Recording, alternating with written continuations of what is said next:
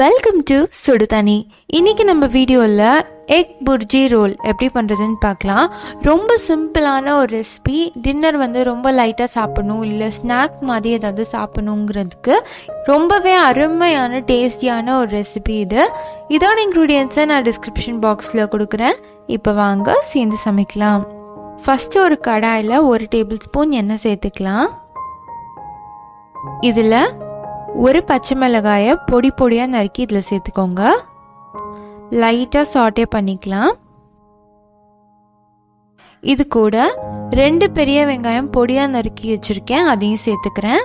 வெங்காயம் கொஞ்சம் நிறையா இருந்தால் தான் அந்த டேஸ்ட் ரொம்ப நல்லாயிருக்கும், அதனால் 2 பெரிய வெங்காயம் சேர்த்துருக்கேன். இது இப்போ சீக்கிரமாக வதங்குறதுக்காக உப்பு இப்போவே சேர்த்துட்றேன். 1/2 டீஸ்பூன் உப்பு சேர்த்துக்கோங்க. இப்போ அதை நல்லா வதக்கிடலாம்.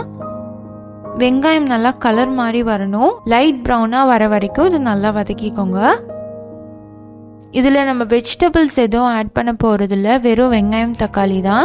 ஸோ அதனால நிறையா வெங்காயம் இருந்துச்சுன்னா அதோட டேஸ்ட் ரொம்ப நல்லாயிருக்கும். அதே மாதிரி இது நல்லா வதங்குறப்போ அதோட டேஸ்ட் இன்னும் என்ஹான்ஸ் பண்ணி கொடுக்கும். இப்போ பார்த்தீங்கன்னா இது நல்லா வதங்கிடுச்சு. இப்போ இது கூட நம்ம மசாலா சேர்த்துடலாம். 1/2 டீஸ்பூன் மிளகுத்தூள் நான் ஃப்ரெஷ்ஷாக அரைச்சி வச்சுருக்கேன், அதை சேர்த்துக்கிறேன்.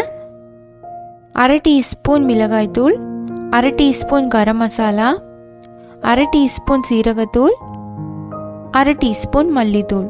இது எல்லாத்தையும் சேர்த்துட்டு நல்லா மிக்ஸ் பண்ணிக்கோங்க. மசாலா நல்லா மிக்ஸ் ஆனதுக்கப்புறமா இதில் நம்ம தக்காளி சேர்த்துடலாம். இது கூட நான் ஒரே ஒரு தக்காளி தான் சேர்க்குறேன். எதை சேர்த்தாலும் நல்லா பொடியாக நறுக்கி சேர்த்துக்கோங்க. இப்போ இதை நல்லா வதக்கி விட்டுடலாம்.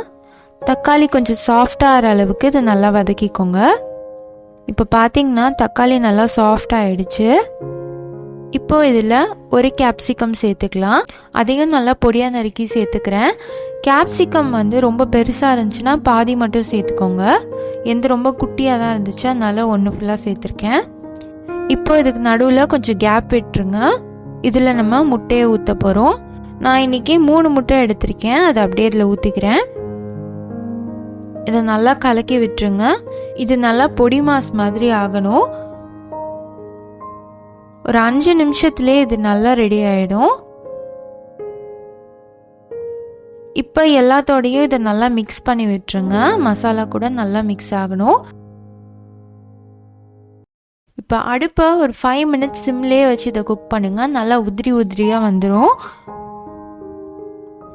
இந்த மாதிரி இது ரெடி ஆனதுக்கப்புறமா கடைசியாக இதில் திருப்பி 1/2 டீஸ்பூன் மிளகுத்தூள் சேர்த்துக்கலாம். சேர்த்துட்டு கொத்தமல்லி இலை தூவி இதை இறக்கிடுங்க. இப்போ நம்மளோட எக் புர்ஜி ரெடியாக இருக்குது. அடுத்து நம்ம ரோல் பண்ணிடலாம். நீங்கள் சப்பாத்தியில் கூட இதை பண்ணலாம். நான் இன்னைக்கு மைதா ரோல் தான் பண்ண போகிறேன், அதனால் மைதா மாவு யூஸ் பண்ணியிருக்கேன் கோதுமைக்கு பதிலாக. மீதமான சப்பாத்தி இருந்தால் கூட நீங்கள் இந்த மாதிரி ரோல் பண்ணி கொடுக்கலாம், ரொம்பவே சூப்பராக இருக்கும். இதில் நம்ம மயனேஸ் போட்டுக்கலாம். ஹோம்மேட் மயனேஸ் ரெசிபியும் நான் போட்டிருக்கேன், அதோட லிங்க்கை நான் டிஸ்கிரிப்ஷன் பாக்ஸில் கொடுக்குறேன், மேலே ஐ பட்டன்லேயும் வரும், வேணும்னா செக் பண்ணிக்கோங்க. இப்போது நல்லா ஸ்ப்ரெட் பண்ணிடலாம். ஸ்ப்ரெட் பண்ணதுக்கப்புறமா நம்ம செஞ்சு வச்சுருக்க புர்ஜியை இதில் ஆட் பண்ணிக்கலாம். நிறைய புர்ஜி வச்சிங்கன்னா நல்லா கடிச்சு சாப்பிடும் போது ஸ்டஃபிங் சூப்பராக இருக்கும்.